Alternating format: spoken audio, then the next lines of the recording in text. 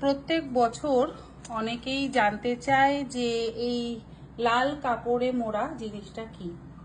এই লাল কাপড়ে মোড়া জিনিসটা হচ্ছে একটা থাকে তার মধ্যে গোটা এরকম ঝুটিওয়ালা নারকোল, তারপর তার মধ্যে দেওয়া হয় গোটা হলুদ, আর দেওয়া হয় সুপুরি, তার সাথে থাকে একটা কড়ি আর কাঁচা টাকা।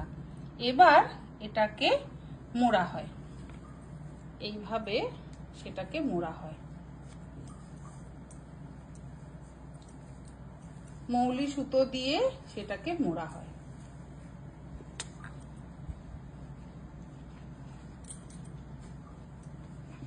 এই যে এইরকম লাল হলুদ সুতো পাওয়া যায়, সেই লাল হলুদ মৌলি সুতো দিয়ে সেটাকে বাঁধা হয়।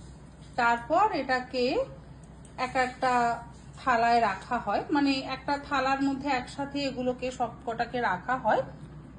প্রত্যেকের নামে নামে আলাদা করে পুজো দেওয়া হয়। আমরা যেমন ওই 51 টাকা 101 টাকা দিয়ে আলাদা করে পুজো দিই, এটা হচ্ছে গনুর জন্য স্পেশাল পুজো।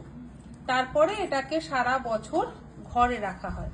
রান্নাঘরে যদি রাখা যায় তাহলে বেশি ভালো, আর রান্নাঘরে যদি না রাখা হয়